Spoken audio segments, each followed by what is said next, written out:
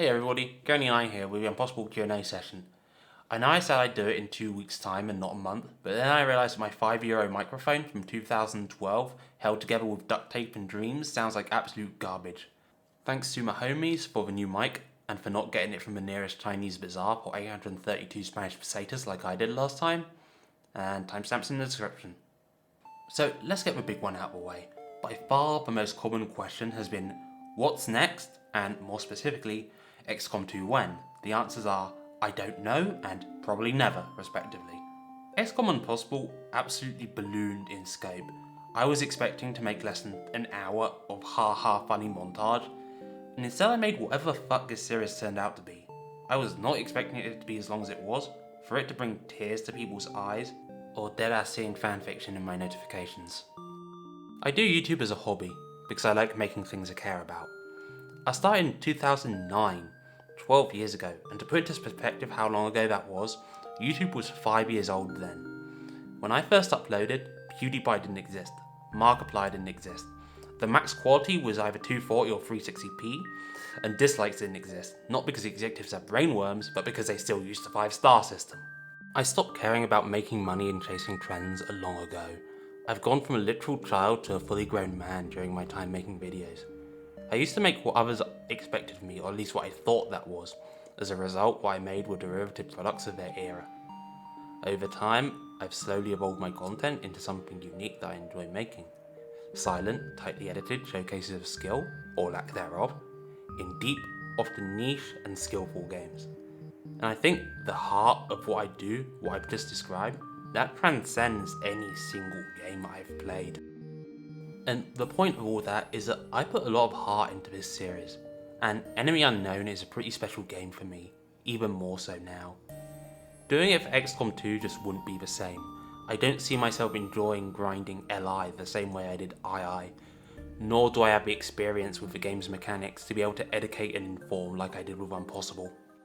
As for what I might do in the future, I'll definitely take it easy for a while, maybe decompress a little after this mega project, but I'd like to experiment a little moving forward. Now that I can record without sounding like Juan Gonzalez 2009 from Brazil, I might try out retrospectives and other content that relies more on audio. Pokemon Shining Pearl and Brilliant Diamond just released, which means the showdown meta is going to be bonkers for a while again. And I've been playing a lot of Apex Legends lately, but A, I'm shit, and B, I'm still not over what happened to my subscriber count last time I posted about Battle Royale. Also, I would totally do a Rabbids playthrough if I owned a Switch, just for the meme of playing as Luigi. Low Caliber Mine asks how long each video took to upload, and Binger's Boppers asks how long each video took to edit. I'd say each video took about a month to edit, more or less, with me dedicating most of each weekend to editing, if I was working on a video. While the earlier videos were shorter, I also had a lot of upfront work to do, like making a visual effects, deciding on the series' tone, and making thumbnail templates. This upfront work then paid off in the later episodes where I could reuse and upgrade visual effects for a fraction of the effort that I spent making them in the first place. Biohazard asks, what is your opinion on Chimera Squad? I haven't played it, but it looks cool. It's something different, not what I'd want from a mainline XCOM game, really. Especially since it goes even further with a lot of elements I dislike from XCOM 2. But as a spin-off that was $10 on release, it's definitely a welcome entry to the series. A couple of people, who didn't read the description, asked why I didn't make any MECs. The reason is that they scale hard with how well you're doing. Getting meld early game for March or April MECs is very risky, and mech parts are very expensive, but if you can get them, you can steamroll the aliens.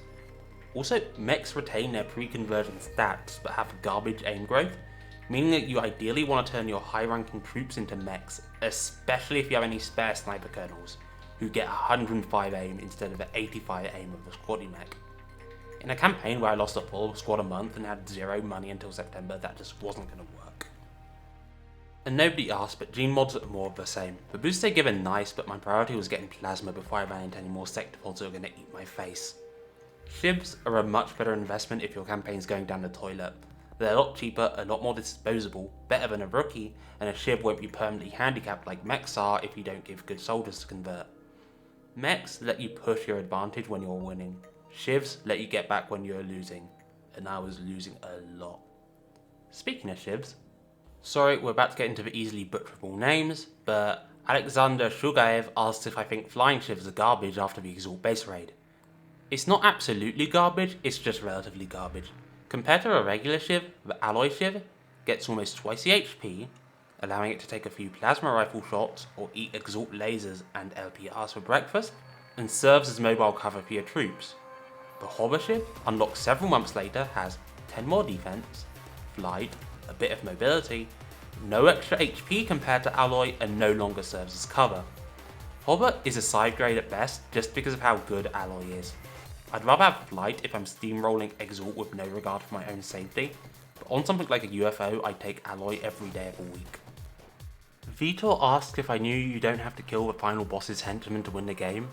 Yes, I mentioned it in that video's description.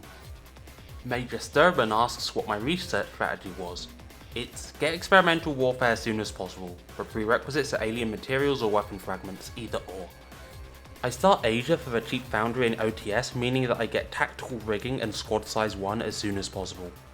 Then you just rely on grenade spam instead of your weapons until you get lasers and some decent aimed troops.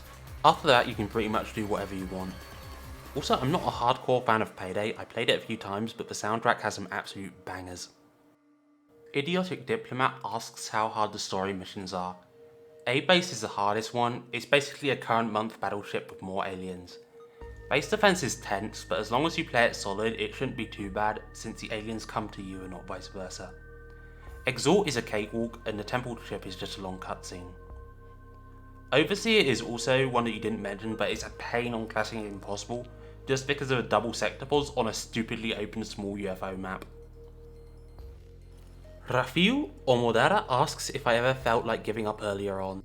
No, but only because I'd get a game over if I fucked up any harder than I already did. And Jor Leifur asks how much research work I put in before trying this run.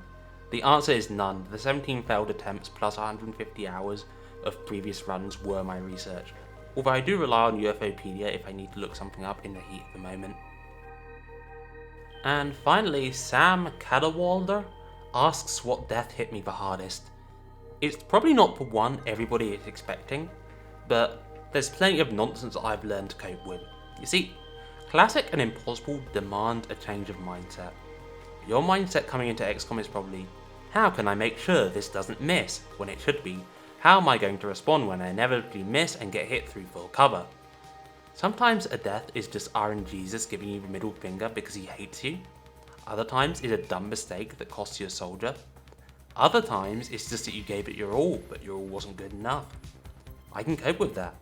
What I couldn't cope with was getting absolutely screwed by a chain panic and desperately trying to find a way to save my best soldier, only to realise that the only way to save anybody was to evac right then and there with just one person in the evac zone. Godspeed, more and more. Godspeed.